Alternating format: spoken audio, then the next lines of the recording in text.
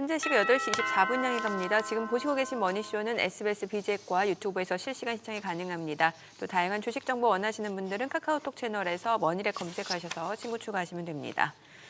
뉴욕 증시 보니까 좀 경계심이 큰 것 같습니다. 일단 주요 기술주들, AI 관련주들이 좀처럼 좀 상승 전하지 못한 상태고 엔비디아가 조금 오르긴 했습니다만.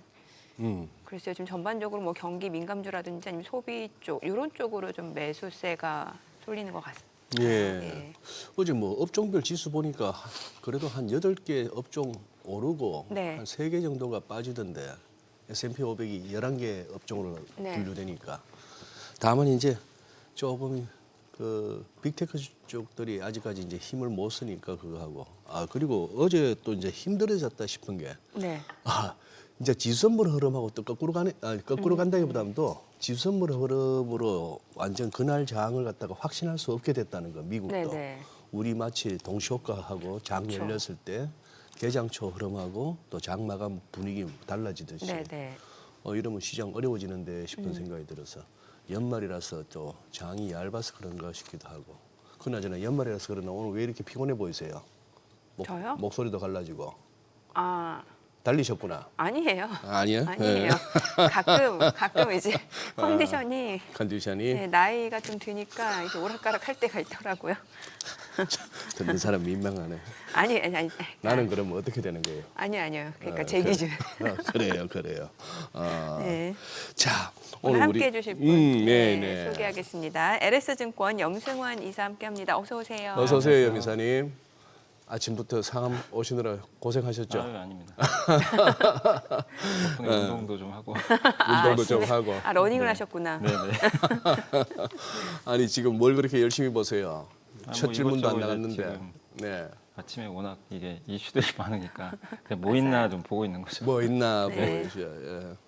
그래 지금 저 최근 한 며칠은 뭐 단연 오라클, 브로드컴 뭐 이걸로 그냥 어제도 뉴욕장은 그 여파가 이어지는 것 같던데요. 네, 맞습니다. 이거 어떻게 길게 간다고 보세요? 아니면 뭐 그냥 일시적인 뭐 조정 정도로 보십니까? 저는 뭐 이게 일시적이냐 기준이 어딘지는 좀 애매한데 네. 보통 이렇게 이제 과거 강세장에서도 이렇게 한 4, 5개월 지금 나스닥이 제가 7개월 연속 오른 걸로 알거든요. 맞아요. 네. 올랐다가 이제 11월부터 좀 빠졌는데 예. 그러면 보통 한 2-3달 쉬는 게 정상이에요. 지극히 정상이기 때문에 과거에도 그러면서 이제 고점을 넘겼거든요. 그래서 지금 11월부터 빠졌잖아요. 네. 11, 12, 1월. 1월까지 뭐 빠져도 뭐 그거 되게 이상한 것도 아니고 아주 좋은 조정이다 저는 그렇게 보고 있고 사실 제가 금요일 날 이제 미국 증시가 좀 많이 빠졌는데 이제 네. 그거 보면서 느낀 건 AI에 대해서 좀 투자들이 좀 되게 피곤해하는 것 같아요. 사실 뭐 제가 봤을 때 오라클도 큰 문제 없어 보이고 사실 이건 오라클의 잘못이 아니라 아니 2년 후에 데이터 센터 지어지고 그때 돈 벌지 아닐지 그때 가서 판가름 해야 되거든요. 사실 지금 알 수도 없어요. 뭐 오라클 CEO가 증명할 방법도 없거든요. 예. 근데 시장은 이제 높은 잣대를 들이내미는 거죠. 너 그래서 많이 오른 거 아니야?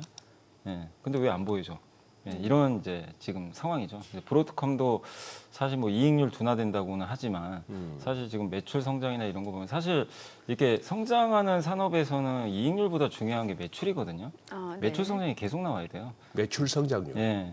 왜냐하면 아시겠지만 쿠팡도 그랬잖아요. 옛날에 이익 그렇게 안 나오는데 매출은 그냥 폭발적으로 늘었거든요. 네. 그러면서 시장은 이제 먹어버렸죠. 예. 그리고 이제 플랫폼화 된 건데 AI가 이제 초기 단계이기 때문에 근데 그런 것들을 시장이 지금 인내를 왜 못하냐면 그래서 너네 그 3년 동안 200% 올랐잖아. 좀 쉬어라. 그리고 좀 다른 데로 숨 좀 돌리자. 그래서 바이오 강하고 코카콜라 강하고 뭐 테슬라는 사실은 좀 오래 소외받은 기업인데 네. 테슬라는 이제 로보택시라는 좀 기대감이 새로 붙었잖아요. 그러니까 이제 너는 좀 너네로 해라. 너는 좀 봐줄게. 약간 이제 이런 스타일이에요 지금. 예. 그래서 우리나라 시장도 좀 최근에 보면 어제 보셨겠지만 AI 관련된 기업은 다 빼버렸어요. 근데 코스닥은 또 올라버렸잖아요. 그러니까 시장이 이게 이제 나빠졌다가 아니라 네. 주도주 좀 쉬면서 좀 못 오른 기업들이 뭐 12월이나 1월까지 좀 순환매 돌면서 좀 이렇게 좀 약간 색깔이 변하는 그런 장으로 보셔야지 이걸 뭐 하락장이 시작됐다 이렇게 보는 건 저는 아니라고 생각을 하고 있습니다. 그 순환매 성격은 우리나라에서도 지금 진행 중인 것 맞습니다. 같은데. 네, 맞습니다. 그죠? 네. 그러면 그냥 섹터 간에 좀 키 맞추기 정도로 네, 이해를 맞습니다. 하면 네, 되는 거예요. 네, 맞습니다. 그동안 뭐 AI 관련주라든지 빅테크주 너무 올라서 이제 포트폴리오 없으셨던 분들은 어떻게 좀 지금 기회로 좀 볼 수도 있는 시점인가요? 그죠. 이거를 뭐 급하게 하실 필요는 없는데 예. 뭐 최대 한 1월까지거든요. 그래서 1월 말이 그 FMCA가 있어요. 네네. 1월 29일인가. 그때까지는 좀 이렇게 뭐 출렁일 것 어. 같아요. 그래서 이렇게 출렁일 때도 한 번씩 반등 나오잖아요. 강하게. 네, 네. 그럴 때 쫓아가지 마시고 어. 이제 금요일처럼 확확 빠져줄 때 그럴 예. 때 좀 모아 가시면 내년 봄에는 또 굉장히 좀 괜찮은 좀 결과가 나오지 않겠냐 이렇게 생각은 하고 있습니다. 금요일처럼 한번 그런 좀 큰 변동폭이 있는 조정이 또 올 수도 있다는 거예요. 계속 올 수도 있죠. 몇 그러니까 번. 올랐다가 이렇게 네. 보통 이제 바닥 다지기라 그러는데 네네. 튀었다가 또 바닥 다지고 그래서 나스닥도 뭐 전저점 우리나라로 따지면 3,830이 전저점이거든요. 그러니까 한국도 그냥 좀 마음 편하게 저는 3,900까지 열어놓는 것도 괜찮다고 생각을 해요. 한 3,900 정도. 그 언저리에서 전 지지받고 다시 좀 이렇게 레벨업해서 전고점 돌파하지 않겠냐. 근데 그 기간이 최소 2달에서 3개월 정도 걸리는 거죠. 11월부터 따지면. 그래서 빨리 끝나면 이번 달에 끝나면 좋죠, 당연히. 좋은데 그러려면 좀 뭔가 모멘텀은 좀 있어야 되니까. 그래서 그렇게 좀 여유를 가지시고 하시는 게 낫지 않나 싶어요. 우리 여미사님 왜 이렇게 무서워지셨지? 저 무서운 얘기를 어쩜 저렇게 무덤덤하게 말씀하시지? 아니 크게 무서운 게 아니라 11월에도 기억하시겠지만 3,800 이렇게 팍 빠질 때 투자하신 분들은 기분 좋았잖아요. 4,160까지 갔으니까. 그렇죠, 그때. 근데 그거를 기회로 활용하실 줄 아셔야 되는데 언제까지 우리가 투자할 때 맨날 상승장만 외치겠어요. 네, 그럼 올라갈 때마다 맨날 쫓아가야 되는데 그런 전략은 바람직하지 않고요. 항상 저는 말씀드리는 게 이렇게 좀 급락하면 무섭죠. 무섭지만 주식시장은 항상 급락과 급등을 반복하면서 가기 때문에 중요한 거는 방향만 안 바뀌면 돼요. 큰 방향이 상승이면 이렇게 좀 조정이 나오면 그거를 너무 뭐 매일매일 그러면 빠질 때마다 스트레스 받으면 주식 하시면 안 되죠, 그분들은. 그래서 좀 여유를 가지시면 좋을 것 같습니다. 아니 우리 지금 시청자분께서 이렇게 채팅창에 올리신 글을 보다 보니까 이거 안 그래도 한번 좀 확인하고 갔으면 싶은데 여미사님 보고 이제 저 패널 분 AI 광고에 많이 뜨시던데 아니 저도 많이 그거 하던데 아니 여미사님 뭐 그렇게 뭐 형편이 어려우셔 뭐 제 단톡방에 들어오시면 뭐 어쩌고 저쩌고 뭐 네. 이런 게 매번 뜨던데 요즘 그거 하고 계세요? 누가 AI로 만들어서 하는 또 것 같아요. 사칭 네. 당하시는구만. 아마 다 해외에서 하는 것 같아요. 해외에서. 저희도 이제 회사에서 신고들이 많이 오니까 저희 회사에도 전담팀이 하나 있어요. 네. 그런 것만 이제 네. 계속 이제 잡아내는. 근데 뭐 방법이 없어요. 방법이 없어요? 경찰서에 신고를 해도 딱히 아니 방법도 근데 이게 없고. 의외로 피해가 좀 있더라고요. 아니, 실제로 실제 피해가 있어요. 피해 보신 발생해. 분들이 찾아보세요. 네. 저도 한번 만나뵌 적도 있고. 돈을 뺄 수가 없다는데. 그냥 돈을 이게 넘기신 거예요, 그냥. 그쪽으로 네. 푸고 나서는 어떻게 돈을 찾아올 방법이 없다고 맞아요. 하던데. 그러니까 네. 저라고 생각하고 그냥 이 돈을 줘버린 거죠.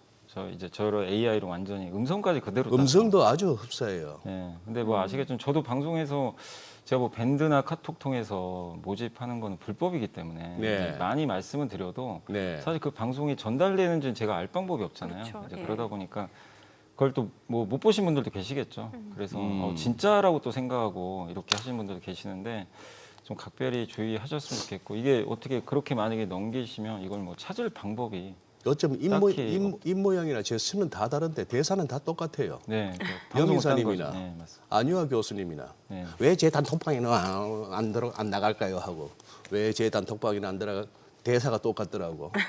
그거 한두 번 당하면 알 텐데 네. 그걸 당하시는 분들이 있다는 게 그러네요.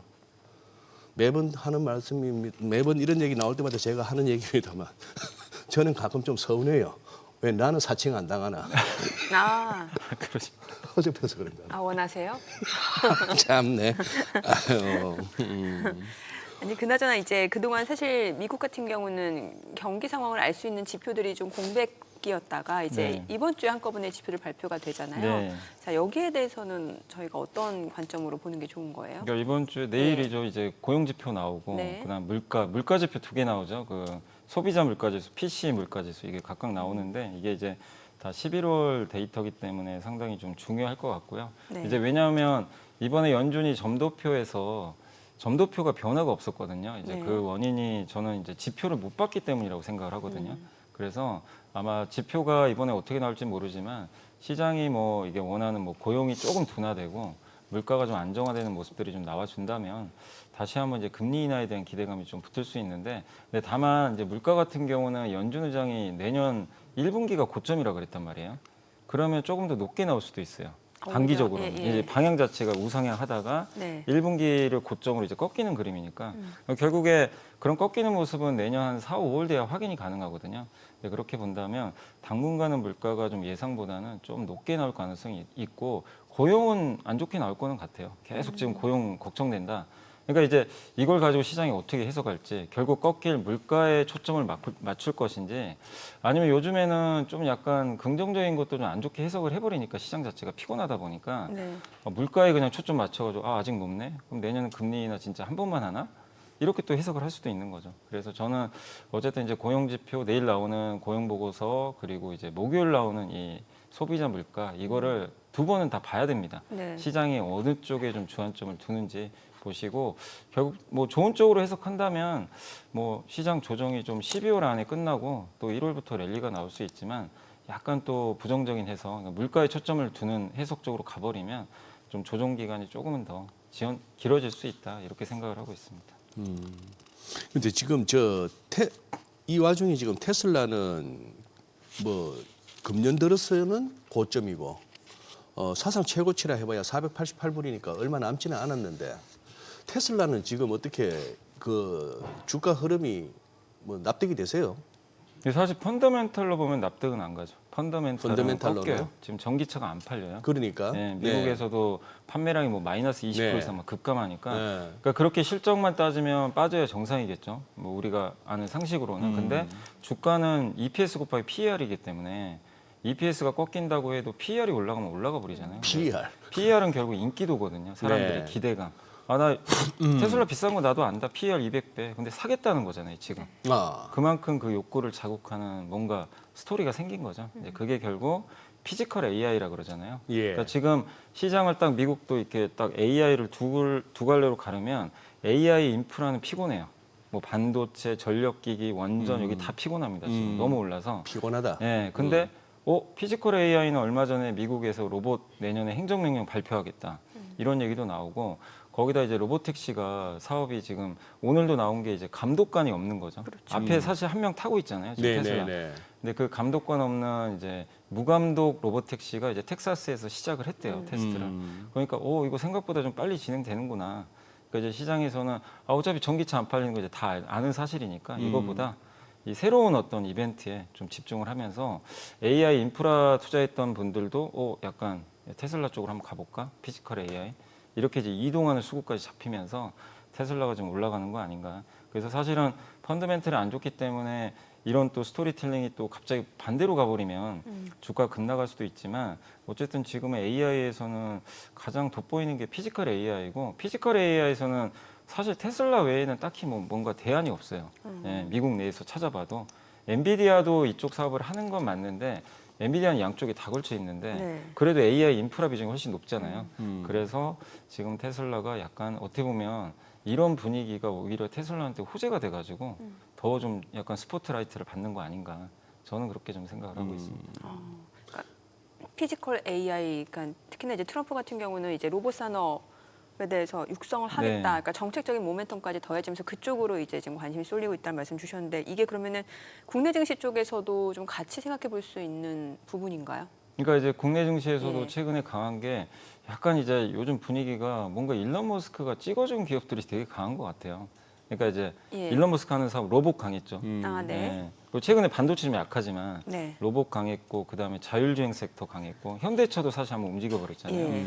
거기다가 이제 최근에 제일 뜨거운 게 우주, 스페이스X. 아, 내년에 맞아요. 오늘은 물론 이제 미국에서 우주 관련주가 급락했어요. 근데 최근에 워낙 이제 가파르게 올라서 그런데 한국에서도 어제 보면 뭐 세아베스틸 지주 같은 회사들이 스페이스X에 뭐 이제 공급할 거다. 네. 이러면서 이제 급등한 것처럼 결국 최근에 한국도 이들이 주도주는 아니지만 지금 뭐 이렇게 시장을 막 이끄는 건 아닌데, 일단 지금 이 주도주군인 뭐 조방원이나 반도체가 좀 쉬는 구간에서 약간 미국과 좀 비슷하게 피지컬 AI로 우리나라도 이동을 좀 한 것 같아요. 시선 네. 자체가. 그래서 지금 한국도 좀 비슷한 움직임이 좀 나오고 있다. 이렇게 생각을 하고 있습니다. 약간 이제 업종으로 들어가기 전에 약간 이제 며칠 안 됐습니다만 FMC가 지난주 미국에서는 수요일 날 있었고 그러고 나면 이제 목금 어제까지 해서 월요일 FOMC 이후 미국은 이제 3거래일을 보냈는데 자 금리 내려줬죠. 거기다가 뭐 재정증권 산다면서 월 400억 달러 정도 자산 매입. 네. 결국 이래저래 돈은 풀릴 거고 뭐 지준을 갖다가 뭐 채우기 위해서라고 합니다만 돈 풀릴 거고 이렇게 됐는데 즉 유동성 측면에서는 그냥 풍성해졌다고 볼 수 있는데도 불구하고 사흘 동안 시장은 좀 못 가고 특히나 코인은 저렇게 추이를 타고 있단 말입니다. 이 부분이 조금 이렇게 좀 의외다 싶어가지고. 근데 이렇게 네. 보시면 될 것 같아요. 오히려 이제 시장이 그러니까 뭐라 그러죠? 뭔가 유동성이 좀 약간 말라가고 위축되고 뭔가 좀 불확실할 때는 경기도 좀 잘 안 보이고 이럴 때는 사실 그냥 똘똘한 것만 집중하게 돼 있거든요. 그러니까 네. 뭐 M7만 강한 거죠, 사실은. 예? 그 M7만 강하게 되는 거죠. 그런 상황에서. 그러니까 미국의 빅테크 위주로만 가는 건데 네. 지금 상황은 이제 미국에서 연준 의장이 갑자기 국채 매입 400억 달러 해주겠다. 네. 뭐 안 좋으면 내가 도와줄게 약간 이런 식이잖아요. 예. 거기다가 이번 FOMC에서 좀 놀랬던 게 내년 경제 성장의 전망치를 올려버렸어요. 그러니까. 경기 생각보다 괜찮네. 그리고 내년 4월에 이제 그 소득세 다 내고 나면 이제 감세 시작하거든요. 본격적으로. 이제 돌려받을 환급 같은 것도 할 거고 그 돈 받으면 뭐 하겠어요? 다 소비하겠죠. 사람들이. 그러면 우리가 굳이 왜 빅테크만 보지? 내년에 좀 이렇게 경기 민감주, 소비주도 좀 나아지는 거 아닌가? 그러니까 시선이 이제 바뀌어버리기 시작하는 거죠. 그래서 말씀하신 이제 그런 조건들이 오히려 빅테크한테 이게 좋게 작용한 게 아니라 사람들의 시선을 이 좀 뭔가 애매했던 이 업종들한테도 내년을 보니까 좀 나빠 보이지가 않는 거예요. 특히 요즘에 의류주가 막 급등하기 시작해요. 의류? 네, 의류주가 뭐 랄프로렌이라든가 이런 기업들의 주가가 막 급등합니다. 네. 그리고 네. 이제 내년에 감세하고 환급 받을 거니까 네. 그 돈으로 더 소비하지 않겠냐. 금리까지 떨어뜨려주고. 네. 그러니까 자동차주들도 올라가요. 금리에 민감하죠. 그래서 러셀 2000은 계속 갔고 중소형주들. 그러니까 오히려 이제 그런 것들이 이제 눈으로 확실히 이제 가시화가 되다 보니까 네. 이 M7만 집중할 필요가 없어진 거죠, 시장이. 그래서 오히려 시장이 좀 확산되고 있다. 그래서 지금 뭐 M7에 문제가 생겼다기보다는 그냥 독주했는데 여기서 이제 대안이 좀 생겨버리니까 그런 현상들이 좀 나왔던 것 같고, 그리고 비트코인 같은 경우는 네. 뭐 뚜렷한 뭐 악재가 나온 건 아닌데 요새 뭐 고래들이 막 팔고 있다고 그러더라고요. 그러니까 이 큰 자금들이 한 번씩 툭툭 던지면 네. 이게 예. 아마 그래프 보신 분도 아시고 갑자기 쭉쭉 빠져버려요. 누가 던져버린 거거든요. 예. 근데 그럴 때마다 8만 달러에서는 또 9만 달러까지 회복은 되는 거 보면 저가 매수는 있는데 일단 수급적으로 그게 뭐 왜 파는지는 명확하지는 않습니다. 사실 뭐 그건 명확하지는 않지만 왜냐하면 금리도 낮춰준다고 하는데 돈도 푸는데 떨어진다는 건 일단 뭐 큰 고래들이 뭐 이게 차익 매물도 일부 나오는 것 같아요. 근데 그걸 소화하는 과정이지 저는 비트코인에 뭔가 좀 구조적인 또 문제가 생겨서 이렇게 빠져. 그럴 거면 사실 비트코인이 금이 같이 갔거든요.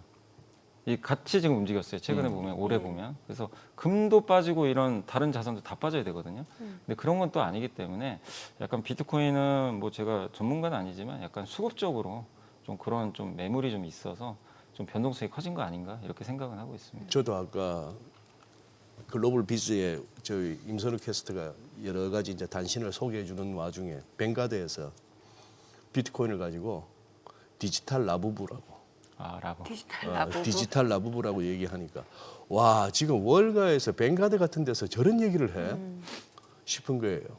한마디로 그냥 아무 가치 없는데 사람들이 와 달라들어서 그냥 했다는 그 얘기인데 저 얘기를 저렇게까지 용감하게 한다? 그러면서 또 그거는 해요. ETF는 상장해요. 고객들이 원해서. 네.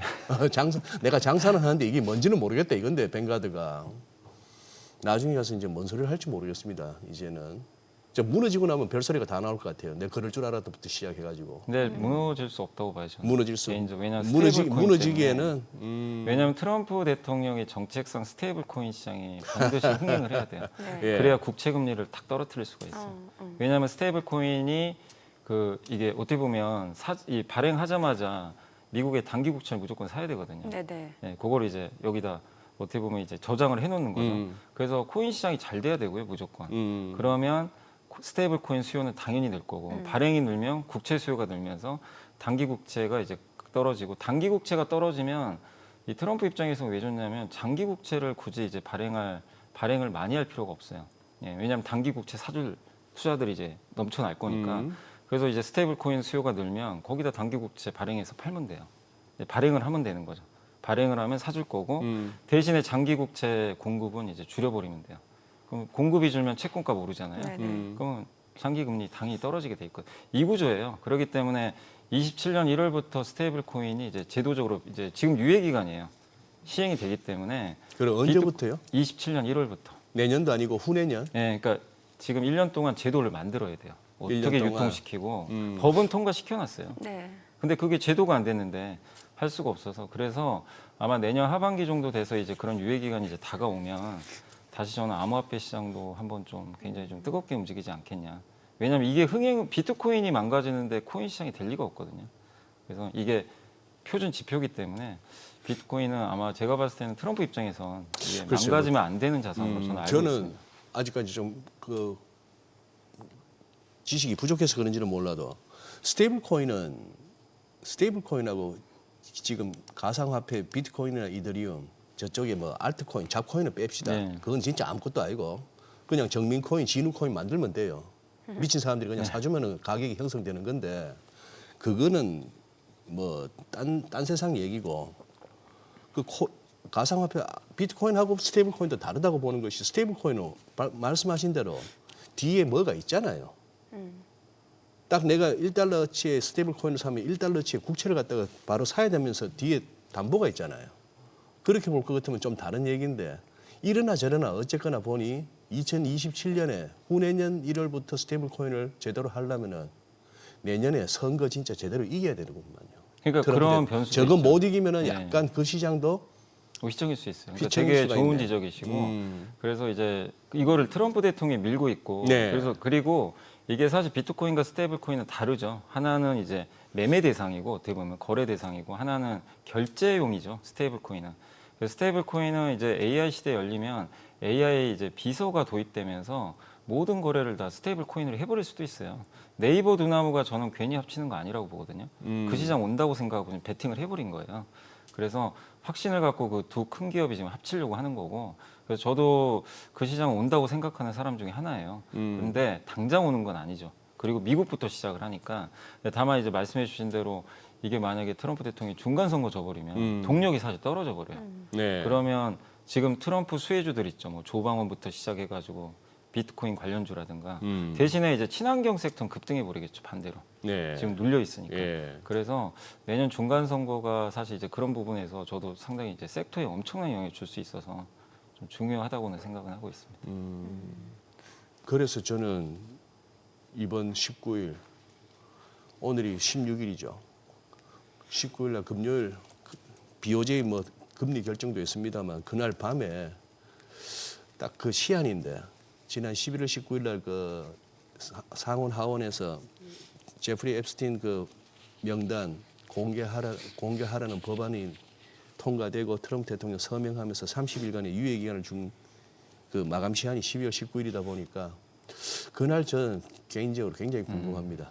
어느 만큼 이렇게 절제된 아니면 편집된 그런 어떤 파일이 나오려는지 거기에 따라서 내년에 그 중간 선거 판도도 많이 달라질 수 있다고 보거든요. 네. 변수는 맞겠죠. 그게 어떻게 될지는 모르겠지만. 네. 네. 그 트럼프한테 이제 불리한 쪽으로 나와버리면 당연히 뭐 선거에도 영향을. 그리고 지금 사실 트럼프 지지율이 굉장히 낮거든요. 네. 그러다 보니까 요새 뭐 사실 조방원 섹터도 안 좋은 이유 중에 하나가 사실 이제 트럼프 지지율에 영향을 좀 받거든요. 그래서 뭔가 이제 반전의 필요한데 저런 것들이 이제 자꾸 걸리게 되면 트럼프가 이제 정책 펼치기도 쉽지가 않은 거죠, 사실. 그래서 영향은 있겠지만 이제 근데 일단 결과는 봐야 될 것 같습니다. 네. 혹시 여미사께서는 그거 뭐 정보가 있으세요? 우리가 저 200 관세 협상 끝에 연간 200억 달러 정도를 보내기로 돼 있는 거 아닙니까? 그게 실제로 지금 진행 중인지 그리고 또 마스가 했는데 마스가 관련해서 실제 뭐 프로젝트가 어느 정도 진행되거나 뭐 논의가 되고 있는지 혹시 뭐 들은 얘기 있으세요? 뭐 저는 그죠? 전혀 들은 건 없습니다. 마찬가지지. 네. 뭐 보도도 안 되고 네. 우리가 알 바가 없는 거예요. 근데 이제 구체적인 건 실무 협상을 또 해야 되니까 실무 아마 협상을. 내년부터 하지 않을까 싶긴 하거든요. 그래서 이제 제가 아는 걸로는 어쨌든 마스가는 진행은 하는데 네. 이제 관건은 그거죠. 그 배를 어디서 질 거냐? 미국에서 지을 거냐? 그러니까 미국에 하나의 그 필리조 선수가 있는데 네. 미국 내에서 만들게 할 거냐? 예. 아니면 또 지금 약간 법은 바꿔야 되는 걸로 아는데 한국에서 그냥 만들어서 그냥 미국에 수출하게 할 거냐? 이런 것들도 좀 논의가 돼야 되잖아요. 그러니까 그런 좀 매듭이 좀 필요한 것 같고 200억 달러는 어쨌든 이제 요게 이제 집행은 좀 될 텐데 아마 내년부터는 될 것 같고 다만 이제 요게 한국은행 총재 얘기는 이제 200억 달러가 이제 연간 그러니까 월 200억 달러 정도는 충분히 우리 외환보유고 연간이 내에서 200억. 예, 그러니까 예, 연간 예, 200억 달러는 예. 우리 이제 외환보유고 내에서 충분히 이제 감당 가능하다 했기 때문에 일단 영향은 좀 크진 않을 걸로 보지만 근데 이제 그 조건은 좀 달았더라고요. 이제 미국과 좀 합의를 해가지고 이게 외환 시장에 영향을 주는 상황이 좀 나오는. 그러니까 우리 요즘에 한국 같은 경우는 좀 달러가 부족하잖아요. 네. 달러 수요가 워낙 많다 보니까 그런 상황에서 이제 그 이 200억 달러가 아니라 뭐 100달러만 투자해도 되는 그런 조항이 들어간 걸로 저는 알고 있거든요. 그러니까 여기 아니면 아예 그 다른 아예 안 해버리는 거죠. 뭐 안 할 수도 있는 거고. 그래서 그거는 유연하게 했기 때문에. 근데 그런 것들은 이제 아마 내년부터 본격적으로 뭐 그 집행이 되지 않겠냐. 그리고 어디에 얼마 집행할지도 아직 안 나왔거든요. 그렇죠. 대통령이 얘기한 거로는 뭐 다양한 산업, 뭐 배도 있고 뭐 원전도 있고 막 이런 거 같은데 그거를 어디에 얼만큼 넣을지도 아직 결정이 안 됐기 때문에 조금 더 구체화되는데 시간은 걸리는 것 같습니다. 자, 지금 시각 8시 50분입니다. 오늘 양시장 호가 상황 좀 체크해 보겠습니다. 먼저 코스피 예상 체결지수부터 확인해 볼게요. 오늘 코스피는 지금 보합권 예상되고 있고요. 4,088, 코스닥은 0.3% 하락 예상됩니다. 936이고요. 시가총액 상위 종목 예상가 보겠습니다. 삼성전자 오늘 지금 2%대 하락이 예상됩니다. 지금 호가에서는 10만 2,500원. SK하이닉스가 3% 하락 예상됩니다. 예상가 53만 5천 원이고요. LG에너지솔루션 호가는 44만 5천 원. 삼성바이오로직스가 오늘 2% 상승 예상됩니다. 호가 181만 1천 원이고요. 삼성전자 우선주는 상승 출발 예상됩니다. 현대차가 오늘 1.7% 상승 예상되고요. 지금 호가는 29만 8,500원. 그리고 HD현대중공업은 3.6% 하락 예상되고요. 예상가 53만 2천 원. 두산 에너빌리티 보합 예상되고 있고요. 기아가 0.3% 하락 예상됩니다. KB금융 호가는 12만 4,100원으로 집계가 되고 있습니다. 코스닥 시가총액 상위 종목 예상가도 보겠습니다. 알테오젠 오늘 1% 하락 예상됩니다. 지금 호가에서는 43만 500원. 그 밖에 에코프로비엠 지금 0.6% 상승 예상되고요. 호가 18만 800원. 에코프로, 에이벨바이오, 레인보로보틱스 지금 호가에서는 뭐 큰 움직임 나타나지 않고 있는 모습이고 리가캠바이오가 보합권 예상됩니다. 17만 8천 원. 그리고 코오롱티슈진 예상 체결가는 8만 500원. 펩트론이 3% 강세가 예상되고요. 호가는 27만 9천 원. HLB 상승 예상됩니다. 예상가 4만 7,300원. 삼천당제약은 예상 체결가 22만 8,500원으로 나타나고 있습니다. 지금 이제 개장까지 한 8분 남았는데 글쎄 오늘 국내 증시 쪽에 어제장에서 이제 바이오 섹터가 좀 강했던 모습이고 오늘은 어떨지 또 궁금한 상황인데 또 뉴욕 증시에서 보니까 뭐 소비재라든지 네. 아니면 금융 이런 또 헬스케어 쪽으로 매수세가 유입되니까 네, 예측이 쉽진 않습니다. 네, 예. 그러네요. 예. 혹시나 싶어서 네. 저기 우리 미국 투자는 막 그 표현이 제일 간단하네. 서학개미 최근에 매수 이제 어느 쪽으로 들어갔나 싶어 보니까 12월에는 팔란티아 테크네요. 그래서 또 팔란티아 테크 주가를 이렇게 보니까 아하 우리 서학개미들 또 저가 매수 들어가면서 또 주가를 또 끌어올렸구나 하는 그 흐름이 보이는데 네. 요즘은 그런 쪽은 어떤가 모르겠네. 뭐 한때 그 아이언큐 같은 쪽으로 양자 우리 쪽. 양자 쪽하고 많이 했었는데 예. 그쪽은 서학개미들이 별로 관심이 없으신가? 아니요, 양자 컴퓨팅 쪽은 여전히? 변동성이 크긴 한데 네. 좀 이렇게 어느 정도 떨어지고 나면 또 매수세 또 유입되고 매수세 유입되고. 그렇긴 해요. 그런데 이제 어느 정도 좀 최고치 찍은 종목들 같은 경우는 또 많이 조정도 받고 있는 상황이고 그렇습니다. 예. 아니 지금 미국 쪽에서도 보니까 뭐 인투이티브 서지컬 이것도 사실 의료용 로봇이거든요. 수술하는 로봇. 예. 그러니까 이쪽이 좀 되게 무거운 종목인데 많이 올랐단 말이죠. 그러면은 이것도 약간 피지컬 AI 쪽으로도 탈 수 있는 종목이고 뭔가 분위기가 그렇게 잡히는 것 같아요. 그래. 혹시 연 이사님은 그 종목 아세요? 로켓 헬스케어? 로켓 헬스케어인가? 아니 잘 모르. 로켓 헬스케어? 저도 어제 듣고 한번 오늘 확인해 보니까 진짜 로켓처럼 날아가네요. 아 그래요? 아 헬스케어 종목이에요? 나는 앞에 로켓이 붙었길래 우주 항공주냐 물었더니만 로켓 헬스케어? 그냥 의료라는데. 근데 뭐 훌훌 날아가더라고. 훌훌 날아가고 야 그런 종목 한 번씩 걸리면은 진짜 짜릿하시겠어요. 참네. 아니 요즘 보면은 은 가격이 지금 은 관련된 ETF도 그렇고 수익률이 굉장히 좋아요 지금. 네. 은에 대해서는 어떤 전망 갖고 계세요? 근데 보통 이제 금과 은이 네. 이제 보통 금 먼저 가고 그다음 은 가는데 근데 이제 요즘에 금이 좀 주춤하니까 또 은으로도 많이도 쏠리는 것 같은데 근데 은은 또 산업용 수요가 되게 많거든요. 금은 사실은 우리가 이게 산업용이나 이런 쪽으로 거의 뭐 이렇게 쓸만한 데는 별로 없어요. 네. 그러니까 어떻게 보면 금은 하나 이제 진짜 그 자산으로서의 가치는 있는데 사실 어디에 이제 쓰임새가 많은 그런 이제 금속은 아니죠. 근데 은이나 구리는 또 다르죠. 그래서 요새 구리도 막 신고가 최근에 났고 은도 난 거 보면 결국 이게 모든 게 다 이제 AI라든가 뭐 신재생 에너지라든가 첨단 산업들이 많이들 들어가거든요. 그래서 이 산업 수요까지 붙는데 문제는 또 공급이 없단 말이에요.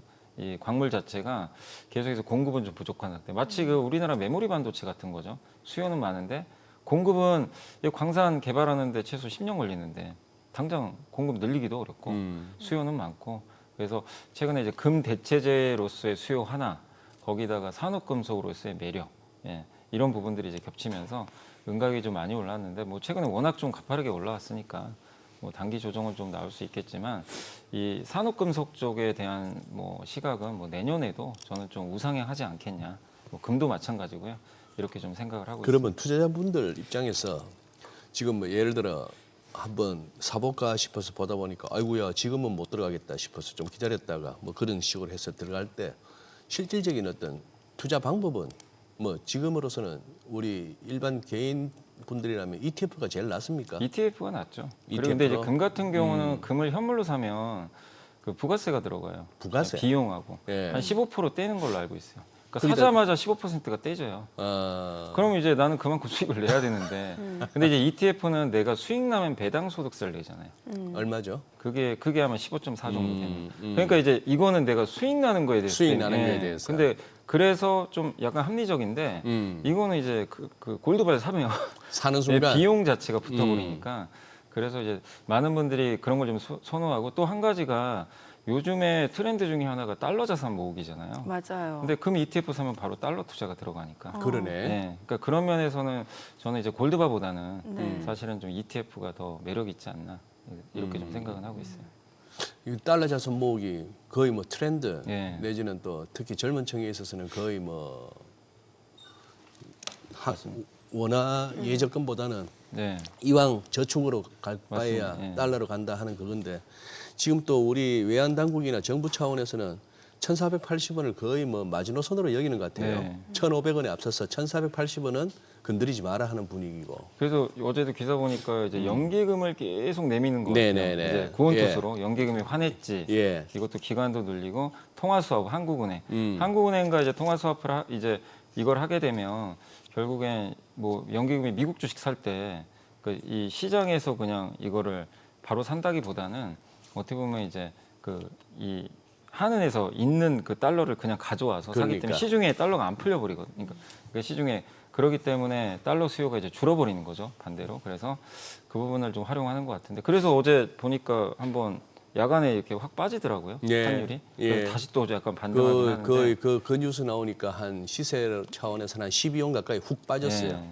그래서 빠졌는데. 이거를 막으려고는 하는 거는 같아요. 확실히 왜냐하면 이제 1,480원 넘으면 앞자리가 이제 1,500원 바뀌어버릴 수도 있거든요. 그럼 이제 이거는 진짜 부담스럽죠. 왜냐하면 지금 물가 좀 부담이 생길 수밖에 없으니까. 거기다가 금리 인하를 못 하거든요. 그러니까 지금 이재명 정부는 돈 풀어가지고 부양을 계속 하고 싶은데 이게 엇박자가 날 수밖에 없잖아요. 그 물가 자꾸 오르고 환율 오르면 그 한국은행이 도와줄 방법이 없어요. 잘못하면 금리 인상할 수도 있는 거고. 그래서 이거는 환율은 일단 정부 입장에서 일단 막을 수밖에 없는 그런 좀 상황인 것 같아요. 이게 예를 들어서 이렇게까지 집요하게 외환 당국의 의지가 정부의 의지가 읽히면은 그러다가 어떤 무슨 조치가 나오든지 개입이 나와서 한 뭐 10원, 15원씩 훅훅 밀려버리면은 소위 말하는 그 스펙하는 트레이더들은 어지간하면 롱플레이 포기하거든요. 자꾸 다치니까. 네. 그런데 어제도 그렇게 해서 한 72원, 74원 하던 놈이 한 62원, 1,462원까지 런던장에서 훅 밀리던 게 이게 또 꾸역꾸역 올라와서 또 68원, 69원 하니까 이 얘기는 단순히 지금 여기 무슨 원화 약세로 갈 거야라고 하는 투기적인 배팅이 크게 작용해서 이렇게 환율이 하방 경직성 내지는 자꾸 위로 튀려는 경향이 있다라고 보기에는 뭔가 이 구조적으로 이게 잘 안 밀리는 뭐가 있어요 지금. 그렇죠. 이제 그게 여러 개는 있겠지만 뭐 개인 투자분들의 매수도 사실 10월부터 굉장히 많이 늘어났고요. 미국 네. 주식이 10월에 갑자기 늘어났더라고요. 순매수가 9조 원으로 늘어났어요. 월간 기준으로. 11월에 7.7조 샀고 와. 엄청 샀어요. 그리고 그 중에 절반이 레버리지를 샀어요. 뭐를? 3.5조가 달러를요? 레버리지. 미국 아니, 그 미국 아, 주식. 미국 주식을 네. 미국 주식을 그러니까 이거는 거의 역대급 매수거든요. 그러니까 그래서- 달러 수요가 그만큼 급증하고 있는 네, 거고. 맞습니다. 거기다가 지금 그 우리나라가 얘기를 저희가 좀 개장하고 더 네, 자세히 좀 그렇죠. 들어보도록 네. 하겠습니다. 자, 오늘 국내 증시를 확인해 보겠습니다. 개장합니다.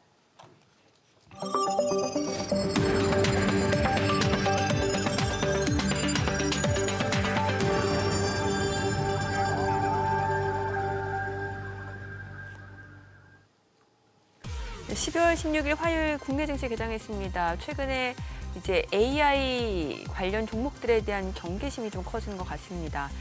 오라클, 브로드컴 실적 발표 이후에 뭐 관련 종목들뿐만 아니라 뭐 전반적으로 기술 쪽까지도 좀 물량이 나오고 있는 상황이고 그에 따라 지금 나스닥도 좀 떨어지는 상황입니다.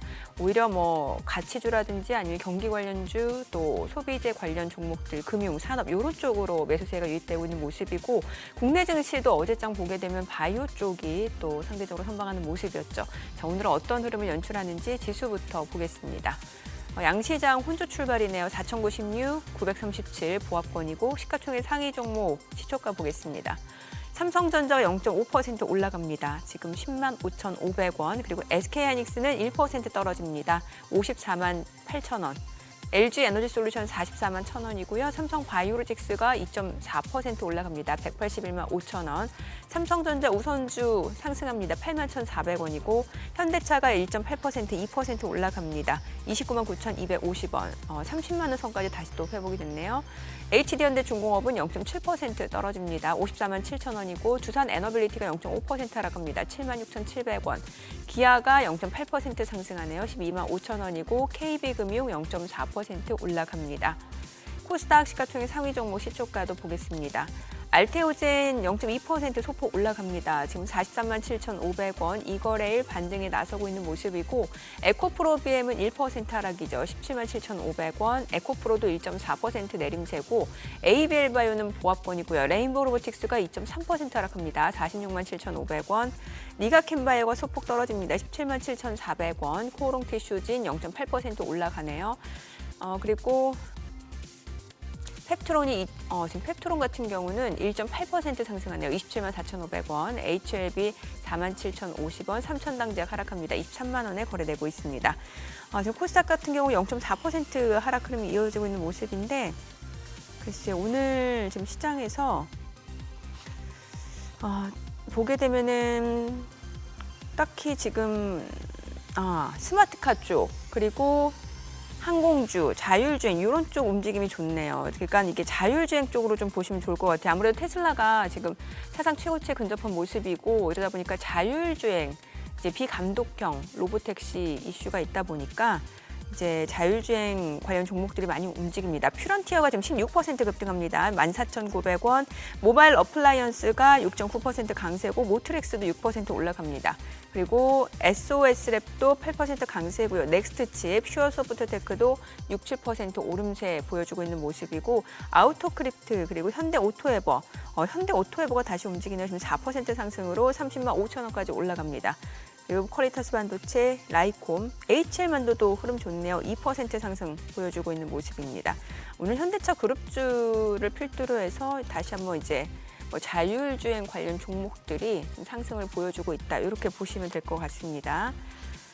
그리고 지금 항공주들도 움직임이 좀 나오는데 이거는 이제 티웨이홀딩스가 좀 9% 급등하다 보니까 이런 흐름들이 연출이 되고 종목별로는 혼조세라고 좀 보셔야 될 것 같아요. 아시아나항공도 보합이고 대한항공이 좀 올라가고 있는 모습이고요.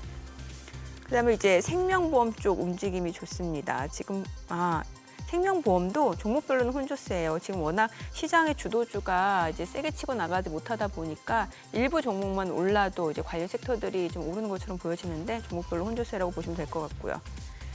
오늘 이마트 최근 흐름 좋죠. 오늘도 올라갑니다. 4% 상승세 이어지고 있는 모습이고, 자, 해운주 같은 경우는 이제 HMM이 앞서 저희 산업뉴스 좀 보신 분들 아실 것 같은데 HMM 지금 1.6% 상승합니다. 21,050원 선에서 움직임이 이어지고 있고, 지금은 전반적으로 좀 종목 장세라고 좀 보셔야 될 것 같고, 바이오 쪽도 움직임 좋습니다. 삼성 에피스홀딩스가 5% 강세, 바이넥스도 3.4% 상승세고요. 앞서 보셨다시피 삼성 바이오로직스도 2% 강세였고요. 셀트리온 제약 또 1.7% 상승 중이고, 한미약품 오늘 1.3% 그리고 대웅제약도 2% 상승세입니다. 자, 수급 상황 체크해 보겠습니다. 오늘 유가증권 시장에서는 개인과 외국인 삽니다. 각각 222억 원, 외국인은 141억 원 순매수 보여주고 있고요. 기관은 346억 원 매도 우입니다. 코스닥에서는 개인 투자자가 1,049억 원 순매수, 외국인과 기관은 각각 755억 원, 199억 원 매도 우위를 나타내고 있습니다. 환율 체크하겠습니다. 달러 나눌 오늘 3원 하락하면서 1,468원에 개장이 됐습니다. 자, 오늘 그래도 지금 보니까 종목별로는 혼조세고 시장은 코스닥 쪽이 좀 떨어지고 있는 상황이네요. 네. 예. 뭐 크게 보면은 네. 11월에 이어서 계속 뭐 박스권이라고도 볼 수 있는 거고, 뭐 염이사께서 아까 지적했다시피 또 그동안 4월 이후 쭉쭉쭉 올라왔던 장이라서 뭐 조정은 그렇게 볼 수 있는 건데, 저는 지금 뭐 한참 살펴보고 있습니다. 와, 동양고속 오늘도 상한가. 와, 아까 29% 찍고 또 한 20%까지 음봉이 나오길래 오늘부로 그건 3표는 어떠나? 3표는 마이너스 6.3. 신기해요. 매일매일 이런 판이 열린다는 게 공적으로 당당하게 짜릿짜릿하겠습니다. 야, 근데 저런 거는 잡을 수도 없다던데 거의 뭐 품절주 비슷하게 네. 돌아다니는 주식이 몇 개 유통 없죠. 물량 자체가. 몇 주 없죠. 그러니까 이제 유통 물량이 없으니까. 근데 이제 내려갈 때가 문제죠. 팔 수가 없어요. 내려갈 때. 그건 좀 주의를 항상 하셔야 될 것 같습니다. 야, 도대체 4월에 6,000원 하던 놈이 10만 원이 넘어갔으니 아이고 참. 아니 그리고 저 얘기는 영향을 줄까요? 뭐 케빈 하셋인 줄 알았더니 케빈 워시라면서. 근데 연준 뭐 의장. 약간 갑자기 지금 분위기가 네? 네. 아직 뭐 결정은 결정은 안 아닌 것 됐는데 같은데. 지지율이 그러니까 이게 그 베팅 그게 확률이 좀 비슷해진 것 같더라고요. 네. 그래서 시장은 그 폴리마켓인가 거기 네, 벌써 거기서 뒤집어졌던데. 맞아요. 네. 네. 그러니까 이제 사실 시장은 그 뭐 어떤 사람이 되건 간에 기존에 예측했던 사람이 되는 게 좋아요. 그냥 불확실성 자체가 없어져 버리거든요. 근데 그 사람에 이제 맞게 지금 시장이 움직이는데 어쨌든 뭐 둘 다 뭐 완화적인 정책은 하겠지만 제가 알기로는 이제 케빈 해시시 조금 더 좀 적극적으로 금리 인하 하지 않겠냐 이런 좀 시각이다 보니까 저런 것들이 이제 또 혼조세를 보이면 시장이 또 여러 또 생각들을 하게 되겠죠. 그래서 지금 약간 그 부분도 주식시장에는 당연히 좀 불확실성을 좀 줄 수밖에 없는 약간의 좀 부담 요인인 거는 같습니다. 케빈 러시 같은 경우 그렇게 비둘기파적인 성향은 아니잖아요. 케빈 해시요? 케빈 워시. 워시가. 네. 예. 그래도 저는 이제 트럼프 대통령이 어차피 임명을 하기 때문에 그렇죠. 좋아는 네, 하는데 저는 금리 인하는 하는데 말씀드린 대로 금리 인하를 뭐 이렇게 케빈 해시시 뭐 3번 한다면 워시는 한 2번 하지 않겠냐. 아니면 인하 어찌됐건 자체를 반대할 것 같지는 않아요. 뭐 금리 결정할 때 자기랑 협의해야 된다고 트럼프 대통령이 그렇게 했잖아요. 네. 그럼 이러면 이제 연준의 독립성은 어떻게 되는 거예요? 없어지는 거죠. 근데 저는 그렇게 생각해요. 트럼프의 뭐 말 스타일 알잖아요. 네, 네. 사실 그건 말도 안 되는 일이거든요. 뭐 일일이 허가 받고 그거는 있을 수 없는 일이고 그 얘기 뭐냐면 되고 싶으면 내 말 들으라는 거예요. 되고 싶으면. 네. 너도 성향 바꿔라 이거기 때문에 결국 뭐 누가 될지 모르지만 네. 네, 뭐 누가 되더라도 저는 결국 금리 인하 분위기를 계속 이끌어갈 수밖에 없지 않냐. 저는 그렇게 생각은 하고 있어요. 진짜 레토릭은 레토릭은 저런 레토릭은 없었어요. 미국 대통령 중에 금리 결정할 때 나하고 상의해라. 내 의견을 적극 반영해라. 그죠. 참 트럼프 대통령이니까 할 수 있는 얘기가 아닌가 싶은데. 그리고 여미사님 지금 저 최근에 조금 이제 한번 꿈틀했어요. 2차 전지가. 여기 지금 어떤 수급 측면에서나 아니면 추가 모멘텀을 어떤 걸로 잡아야 될까요? 그거예요. 2차 전지가 지금 이제 뭔가 이제 좋은 뉴스도 나올 건 웬만한 건 다 나왔고 다 나왔다고요? 나쁠 것도 없고요. 사실. 나쁠 것도 없고. 왜냐하면 뭐 이제 이미 뭐 미국 지금 전기차 안 팔리는 건 다 반영은 됐고 최근에 좋았던 거는 ESS가 지금 네. 데이터 센터에 들어가잖아요. 근데 예. 이게 또 좋은 효과가 뭐냐면 그 ESS를 그러니까 기존의 전기차 배터리 만드는 공장을 약간 이제 개조하겠죠. 개조해서 여기 지금 가동이 잘 안 돼요. 그럼 고정비 계속 나가잖아요. 이거를 이제 ESS로 돌려버리는 거예요. 그래서 얼마 전에 SK 온도 지금 그 포드랑 블루오벌 그거 네. 이제 없애기로 했거든요. 네. 그래서 이제 고정비를 확 줄일 거예요. 그래서 이제 그런 걸 보면 또 삼성 SDI도 일부 이제 개조를 해서 이제 ESS 배터리를 만들 거고, 그러니까 결국 ESS가 이게 수요가 생김으로 인해서 우리나라 기업들은 되게 숨통이 트인 거죠. 이게 전기차 배터리만 만들어서 이제 답이 안 나오는 상황인데 이걸 가동률을 보존해주면 고정비를 해소할 수가 있고 실적에 당연히 플러스 요인이 될 수밖에 없거든요. 이제 그런 걸 보면 당연히 이제 주가에는 그런 것들이 긍정적인데 다만 이것도 어느 정도 그때 이제 반등을 하면 에코프로도 바닥에서 한 2배 이상 올라버렸잖아요. 그렇기 때문에 그걸 또 선반영을 또 한 부분이 있죠. 그래서 지금은 주가가 뭐 당분간은 새로운 또 뭔가 이 모멘텀 나오기 전까지는 전 박스권으로 보고 있고 내년 한 1월 말이나 2월에 이제 실적 발표할 거거든요. 네. 그때 이제 실적을 한 번 더 확인한 다음에 생각보다 실적이 좀 빠르게 돌아선다. 예, 그리고 또 내년에 양극재 가격 올라간다는 얘기도 나와요. 이제 예. 그런 것들이 실적에서 발표해서 확인이 돼야 돼요.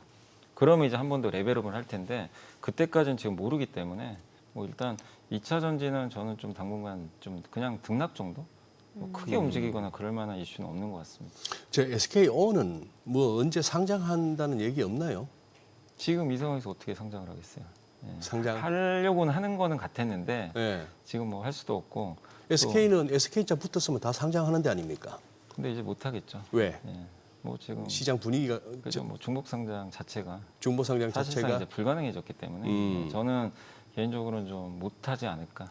예. 그러면 그 SK온과 관련한 거는 SK 이노베이션에 반영됩니까? 그죠. 주가가? SK 이노베이션이죠. 이노베이션에 이노베이션이 이제 자회사니까. 자회사니까. 예. 음. 그래서 아마 만약에 하더라도 요즘 트렌드는 합병시켜 버리는 거예요, 그냥 회사를. 회사를 옛날에는 중복 상장 해버렸잖아요. 네. 근데 네. 요즘에는 기업들 보면 이제 그게 안 되기 때문에 네. 일단 합병을 해버리더라고요. 예. 그래서 그럼 요즘 그 한참 그 광고에 나오는 뭐 꼬마 선장 하면서 나오는 그 뭐 현대중공업이 현대미포하고 미포 맞아요. 중공업이 미포를 합병해 합병한 거예요? 예. 인수한 거예요? 합병 합- 아예 그냥 이제 합병. 미포는 없어지는 거죠. 없어지는 거고. 예. 근데 그런 게 왜 주식시장이 좋냐면 그 주식수는 적을수록 좋거든요. 그렇죠. 회사는. 그리고 예. 이번에 이제 내년 1월에 현대건설기계랑 현대인프라코가 합병해요. 둘이 합칩니다 또. 그래요. 인프라코 이제 없어지고 건설기계로 들어가는 거죠. 그러니까 이런 현상들은 저는 굉장히 바람직하다. 예, 약간 미국 스타일로 가는 거죠. 네. 예, 이게 자꾸 이제 분할해서 이게 뿌리는 게 아니라 합쳐지는 거는 시장에는 저는 호재라고 보고 있습니다. 제가 보기에는 이거 우리 지금 최근 들어서 처음인데 우리 개인들이 1조가 훌쩍 넘게끔 외국인의 매물을 갖다가 받아내고 한 뭐 1조 5천억, 뭐 2조 가까이 해서 하고 나면 그 다음 날은 꼭 장이 올랐어요. 밤사이 뉴욕도 도와주고. 그래서 또 이렇게 개인들이 그 다음 날 털고 했는 게 제 기억에만 최근에도 서너 번이었는데 오늘 이제 그게 이제 깨지는 날이거든요. 외국인들은 이틀 연속 파는 날이고 개인들이 지금 사고 있으면서 초반에 이렇게 강보합을 갖다 못 지키고 지수가 흘러내리는 뭐 그런 상황이고 니케이도 지금 약하고 지금 이게 여민사께서는 이번 금요일 날 BOJ 좀 어떻게 큰 변수로 보십니까? 아니면 그냥 소문난 잔치?